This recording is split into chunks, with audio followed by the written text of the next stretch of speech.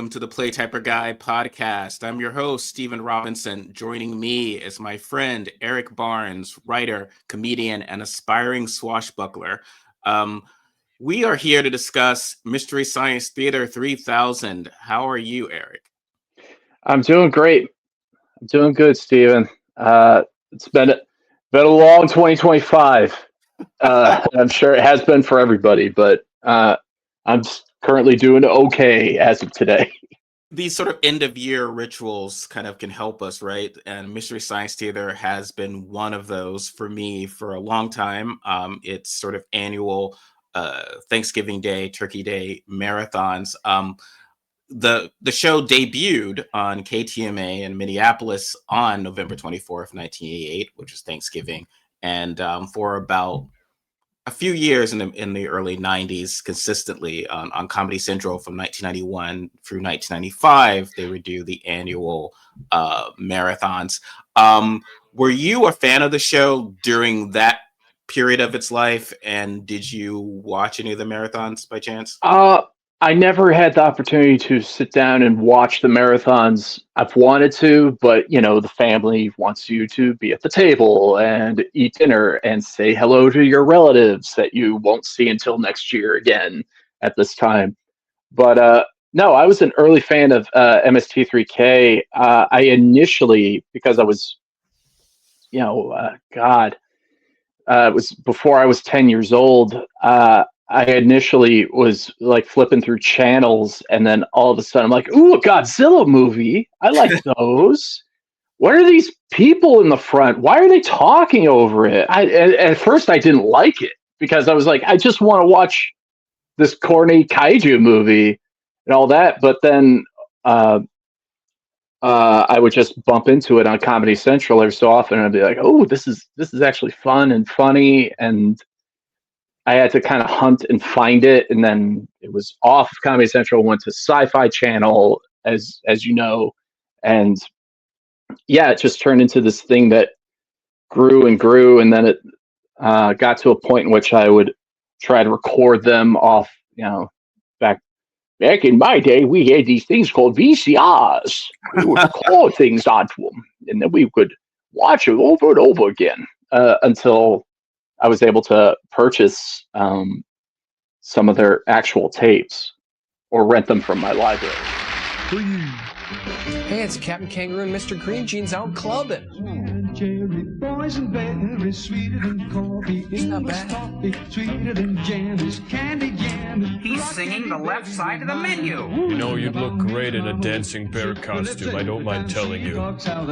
So the concept is that Joel and later Mike at the time are these guys who got trapped in space with robots and are the subject of an experiment where they're forced to watch terrible movies, eventually to finding the one that will break their spirits, and that will be the one that will be unleashed on the world by the mad scientist holding them captive. So it's by definition somewhat strange, right? 2 hours, and of a slot, 2 hours of so that's quite an investment of the time. I think Comedy Central tried doing Mystery Science Theater hours, so to be part ones or part twos, and I remember watching some of those. But there's something about that. I actually came to it in an interesting way. I was in college and I was home for college at one point. My late mother, was a famous insomniac. Famous in our home, not to the world, but I do remember the article written about her and her insomnia. Yes, exactly. And she was a big fan of sci-fi and horror, and that actually my interest in that came through watching those things with her. But late one night, I hear her watching. She must have been switching the channels, saw something, and now she's laughing, and I'm like, well, what's? And it's like, oh, there's these guys, under the screen, the silhouettes of the characters of Joel Crow and Tom Servo mocking the film. Sailed around the world in search of its magical treasure. Leah did that thing. Spices. Hi, Dave, Trent, Chad, Troy, Fred, Steve, Todd, Mark. Pearl apples from Bungo. the kingdom at the bottom of the sea. That bear has hammer pants on. Somebody at the hotel in New Hampshire. Hey, you walked right through my act. Up yours. Morning. Ancient industry. As someone yourself who works in comedy, can you talk about just what influence the show has had? It is still remains something. There are things that do certain things that are similar. Rocky Horror had audience participation in sort of a live realm, and then there are other things of like people somewhat mocking old cheesy movies. I know Elvira would do it, but during the host segments. But this concept, which I described as sort of almost sort of scripted improv or scripted improv, like I'd never seen anything like it or since. So what is your take sort of as someone who kind of is funny for a living? Yeah, I see it as they were kind of pioneers they are the most unpioneer pioneers, right? Because they took the concept of making fun of movies at home with your friends, and they're like, well, let's make it a TV show with jokes. And then eventually it got to a point where it's like, well, podcasting and audio is a thing, so that's how Riff Tracks was born. Mm-hmm. And it's gotten to the point in which other people outside of the MS23K, brain trust, other comedians now do watch along with your podcast, with their podcasts, and there are now shows like Master Pancake, I believe, and other unofficially named things, which is like, hey, we're going to play this movie on. Come on in. We have live comedians just riffing on the stuff. My work at Wrestling Pro Wrestling, which is a comedy pro wrestling promotion, is not unlike MST3K, but in a live event setting, in the sense that while I am a commentator myself, and Rivers Langley, who's my other commentator and joke and comedian, unlike other wrestling shows, our commentary is over a live mic with the audience, and we can riff, we can do jokes and all that type of stuff. And that adds to what is being performed in the ring, which is essentially kaiju pro wrestling, monsters fighting one another half the time. So it's just taking that seed of making fun of movies at home and other people adding their own spin to it, whether it's through distribution, whether it's through different mediums, whether it's a live show or recording at home with friends, making it bonuses on their Patreon for their content. It's really great.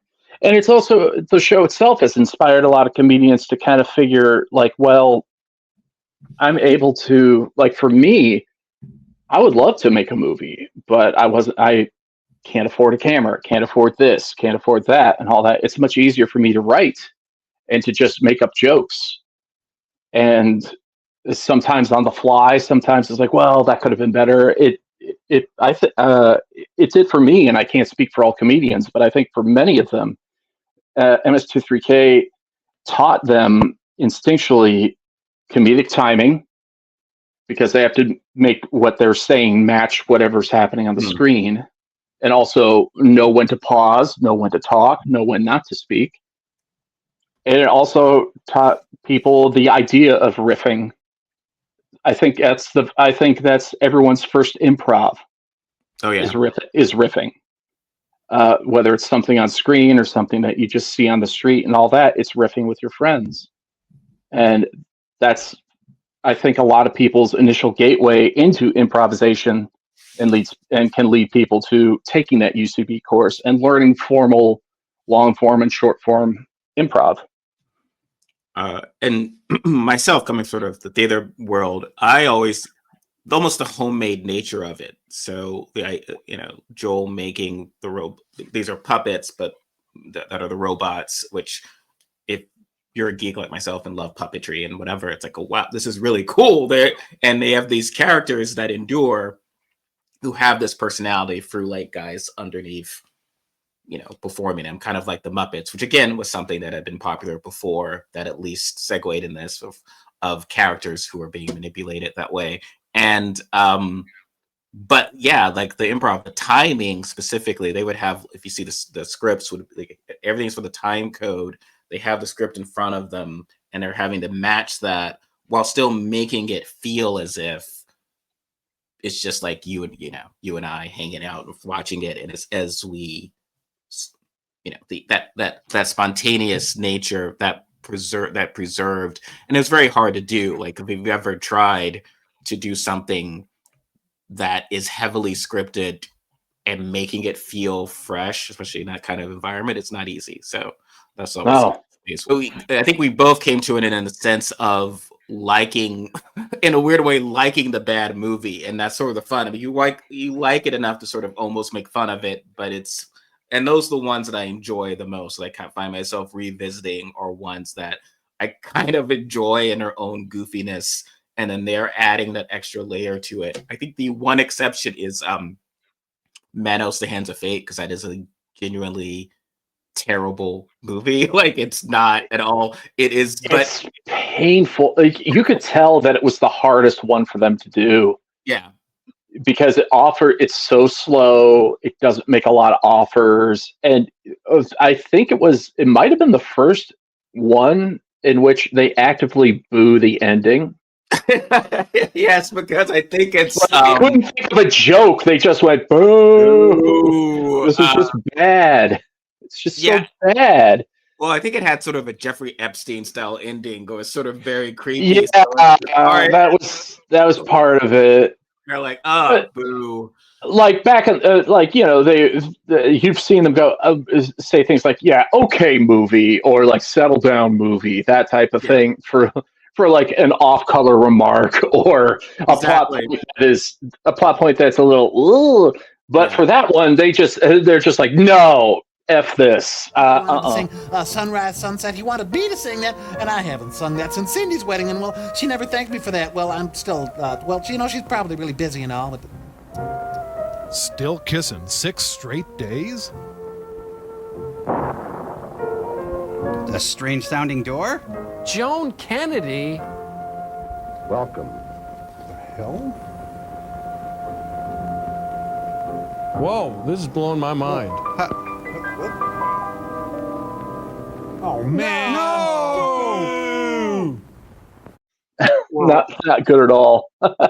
And I think that also speaks to sort of their general sense of being from Minneapolis, a sort of Midwest niceness about how they mock the films, especially dating back to the Joel area. Would be like, settle down. It wasn't kind of going in directly being, this sucks. And that's been a temptation for a lot of folks, both in comedy, but even in film or TV criticism, to just go in. It's like, oh, I'm going to rip this apart. This will be so cool. I'll be so clever in how I rip it apart. And there's sometimes an audience for that to a degree, but here it's a sort of like, this is insane, and let's enjoy, almost like we're enjoying this insanity together, kind of. And I think that's was part of its appeal to me as well. Yeah, there was always a sense of fun, right? Because 2 hours of, man, this movie's bad, isn't it? It's like, yeah, we know.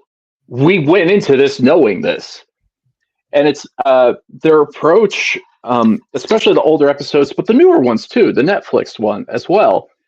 The Netflix reboot, they would rather, like, it's like, well, while other comedians and other programming, if the thing was to take down a movie, they'd go straight for the neck. But Misty's, they would rather do creative, like, deaths by a million cuts, by a million riffs and a million jokes. And it's just a slow, and just enjoy themselves as the giant comes a tumbling down, as opposed to just doing initial strike and boom, it's over. And all you're doing is beating a dead corpse. Well, sort of like with really old teenagers from outer space, or proper title being Teenagers from Outer Space, they come into that in a way of, it's like, and same with the various Hercules, where it is, they aren't, and this is an improv thing, like, where you don't shatter the other reality. So so they actually preserve the reality of what this is. They're almost sort of kind of it's sort of like gently ribbing a friend, like a real person. It's like, oh, come on. Yeah. Like, why are you doing this? Like, why are you making this choice? This is stupid. Oh, okay, well, whatever. And it's all, and that's how they're finding the humor. And I think that was, to me, part of the appeal as well. Yeah, they usually come in with a sense of like, yes, this is terrible, and we will judge it as such. But a lot of people did a lot of hard work to make this. Yeah, and they realize that making a movie, even a bad movie, is a minor miracle every time. Even the smallest, like, even if it's a PBS Canada production starring Raul Julia, it's a miracle that these things get made, and it's a series of miracles. One, a miracle gets made, and two, the miracle that it's good. Every movie. When you put things together, you start to realize that, like, no, it is rare that anyone sets out to just do something terrible. It's just that it gets away from them, and I think that's one of the. I really enjoyed the film Ed Wood. It was for that reason. If this is someone who has this drive to create, and his choices are terrible, it's not good, but it's so pure of heart. Well, Neil Breen. That's why I cannot hate Neil Breen. Have you seen any Neil Breen movies? Or familiar with them? Mm-hmm. Yeah. So I can't really hate them too terribly much, because bless his heart, he's trying, and he keeps trying. He's using his own money. We live in a world in which too many incredibly rich people do monstrous things with the power and money they have. This guy just wants to make whatever crazy idea that he has in his brain and make a movie out of it, regardless of whomever tells him no. So go with God, bud. In terms of that, I don't know about anything else about the guy.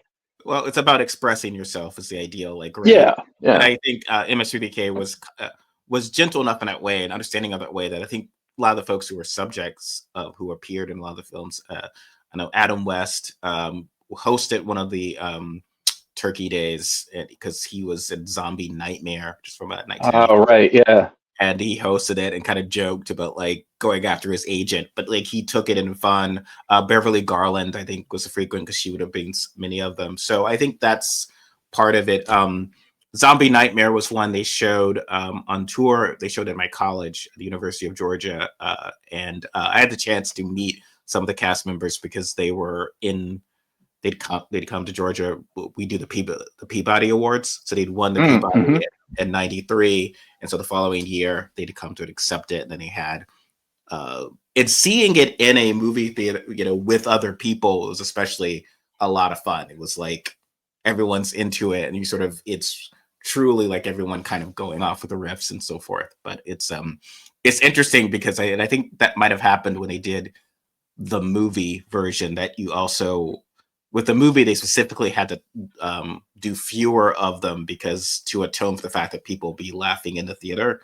And so they might not hear the next ones, because that was like when I actually watched it again later, I was like, oh yeah, I missed this bit because everyone was going crazy over this one. And so, but it is an interesting sense of use of the media. What did you think of riff tracks? I know there was some debate between, I guess, sort of Joel's idea was that his concern was that the visual was very important, and missing the visual. He's sort of a visual comedian. And then, and obviously Kevin Murphy and Ray Hood worked on it with Mike Nelson. They was like, oh, it's a commentary track. It works with that. What are some of your thoughts about riff track in that form? I still subscribe.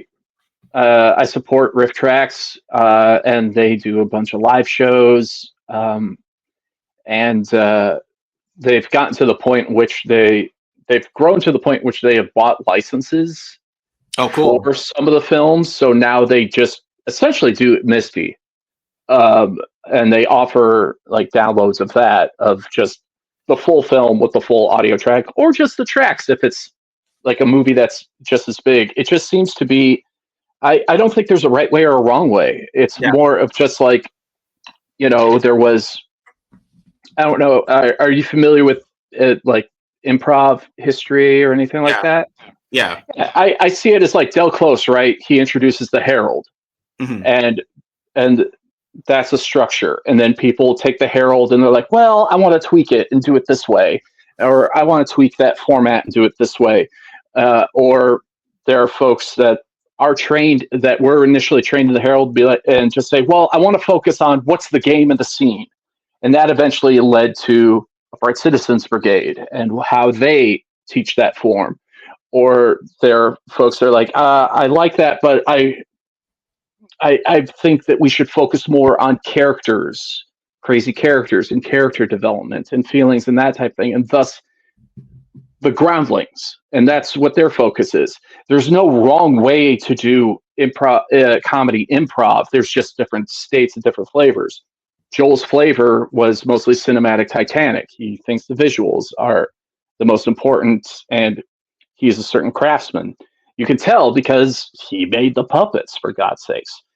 But Mike and Kevin, well, mostly Mike, came in as a writer. He was a comedy writer. That was his main primary focus, whereas Joel was more prop comedy by comparison.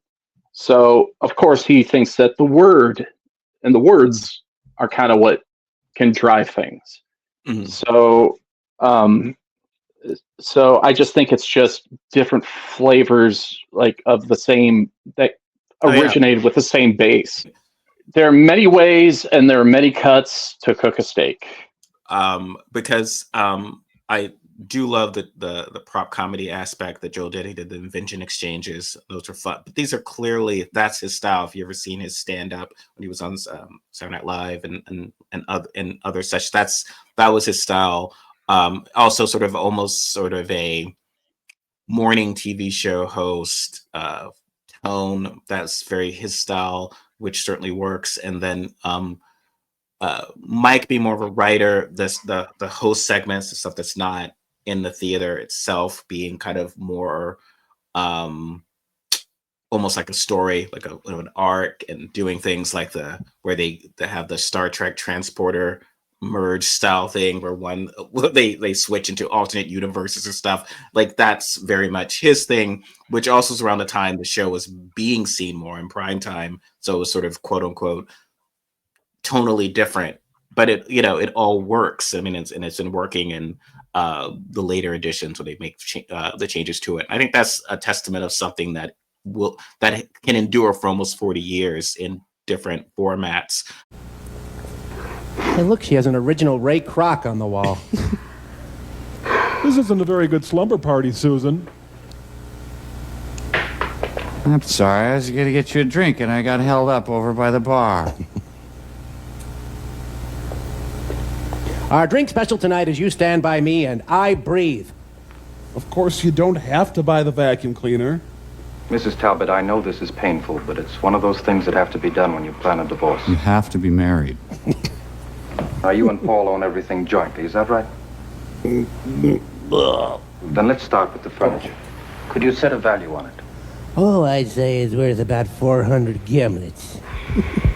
As I think of shows that have not endured, often had a similar challenge, which is their work being heavily dependent upon things outside their control, like licenses. So for ages, WKRP in Cincinnati has sort of vanished from the sort of syndicated realm because they couldn't get the rights to, or became very expensive to do. And so MSTDK had a period where a lot of some of my favorite episodes would vanish. Like Bride of the Monster was gone for a while. They didn't have the right. They lost the rights to it.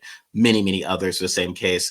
But that sort of fed its own sort of bootleg moment of people sharing tapes or things. It was sort of, they were also big in the early days of the internet in that regard, right? Like people like us would find each other online and share tapes and share events. And so it was sort of building that community on the internet, sort of ahead of its time, I think. Yeah, they I was not a big internet user at the time when the show was on the air, but you keep seeing on the end of the credits, keep circulating the tapes, which is just code for spread the word, get things out there. It's just because they knew that they were a cult favorite. It was one of that's the thing, is that it was one of the first, in my memory, television shows in which you see cancellation and then resurrection, or brink of cancellation, resurrection, or cancellation, but another network decides, no, we'll take the show, and it just keeps going on and off. And now you kind of see it, not regularly, but it's become less and less of an outlier. Look at like Family Guy was an example of, it was taken off Fox, found its reruns, founded a new home on Cartoon Network's Adult Swim.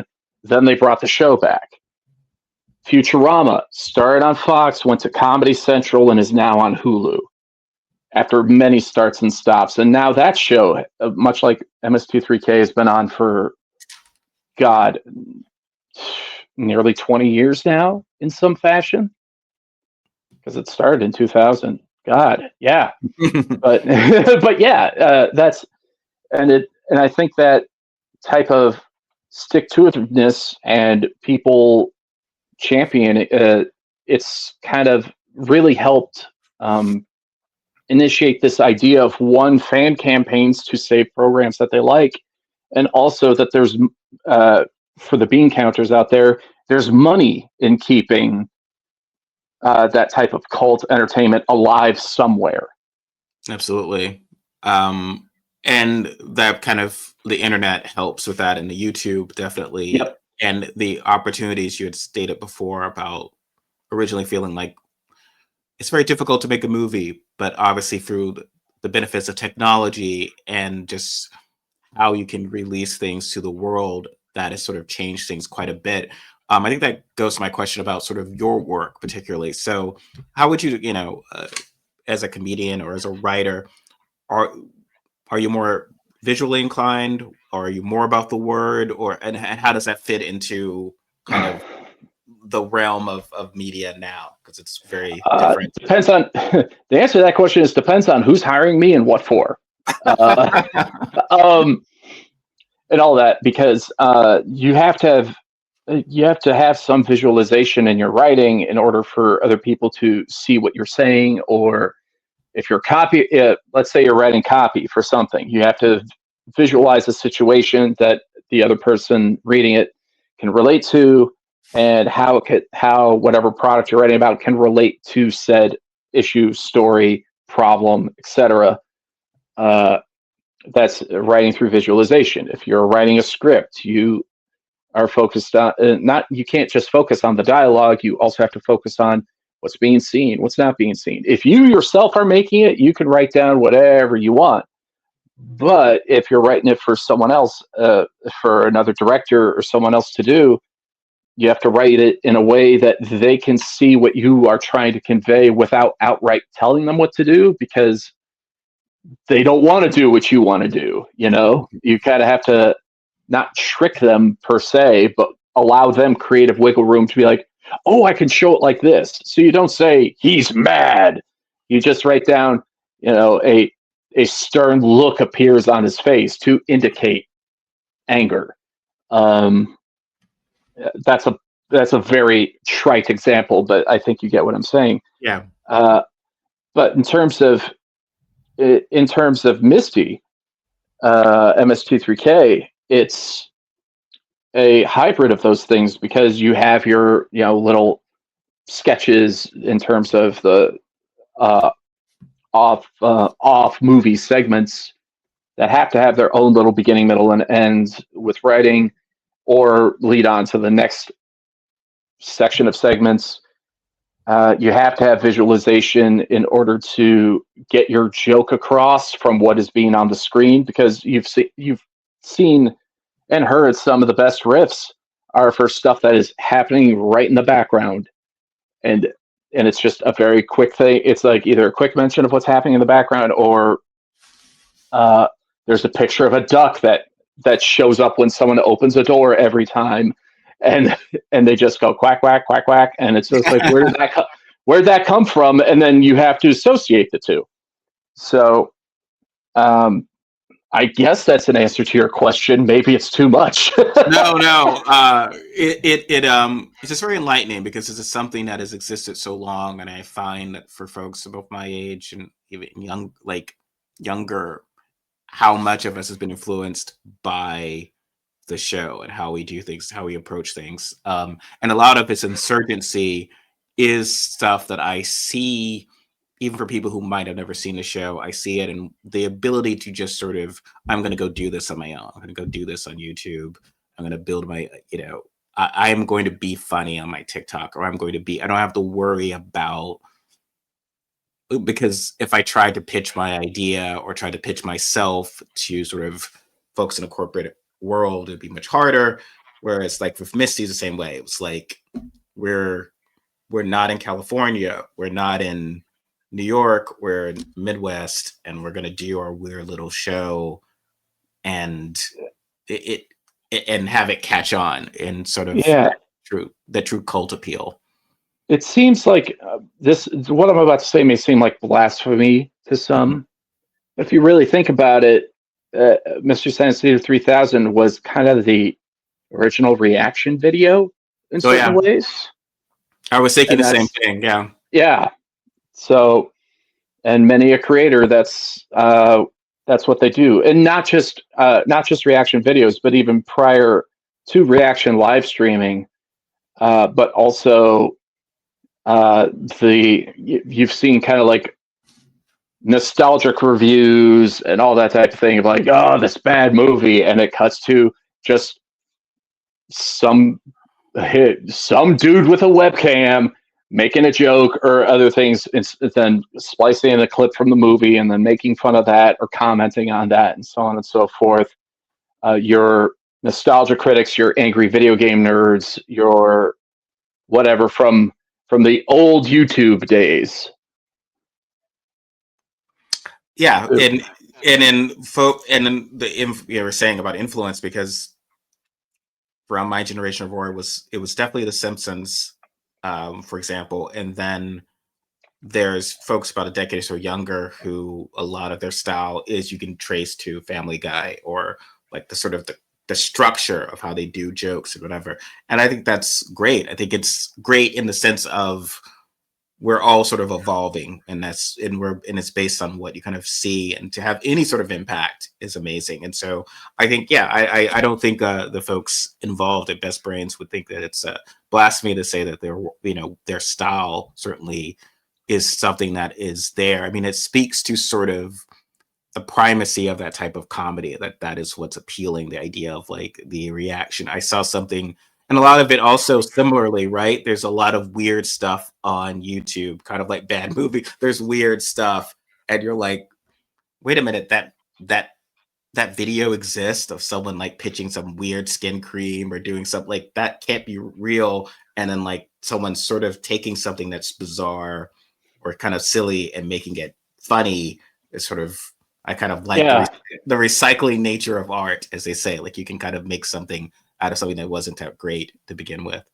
Yeah, and becoming the comedy critic per se of certain things. Like it's still, even though I do revisit old episodes of the show, watch newer riff tracks on occasion, all that type of stuff. It's amazing how now that we're having this conversation, how I'm looking at my YouTube algorithm and I'm like, oh, this is clearly, whether they've watched the shows or not, they're watching things that were, at least these creators that I'm currently watching on YouTube were either influenced by someone that was influenced by MST3K or a couple generations before or after.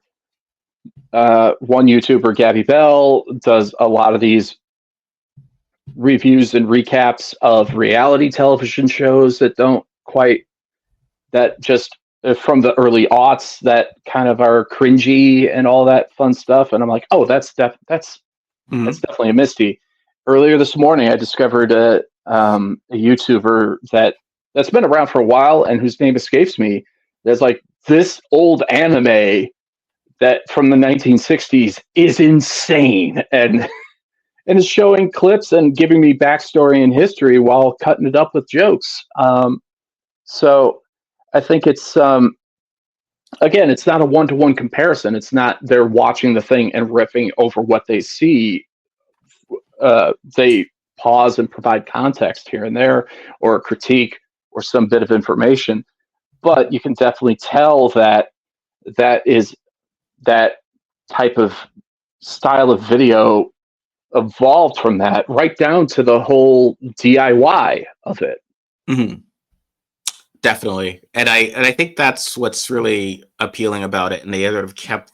And I like that when Joe Hodgkins brought the show back and had the Kickstarter, he maintained a bit of that sort of like it wasn't sort of, we have maybe a bit more of a budget, but we're not going to let that get in the way of that sort of what I felt was that DI approach was sort of like that it's not this big budget production. It's something kind of fun. Well, it was funded by the fans, including me. I supported that. I supported that Kickstarter. I have the card. There we go. I have the membership card and the somewhere it's full of pencils. Got the Mystery Science Theater Planet mug that was part of the campaign about a decade ago. But the other thing too was when that Kickstarter happened, it wasn't just brought back by the fans, but also people in Hollywood that are like, "Oh, I grew up and I loved watching that. Can I play too?" Yeah, and they were everyone involved was like, "Please jump in, Patton Oswalt. Come on, Jonah Ray. Come on over, Baron Vaughn. Get in here."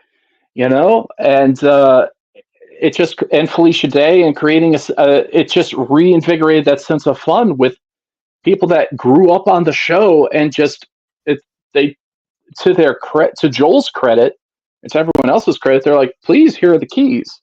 And it's the same with Riff Tracks as well. They hire other comedy writers that are prominent in the Midwest to help them write jokes and host Riff Tracks of their own. And whenever they do Riff Tracks live, they bring in other stand-ups they like, or veterans like like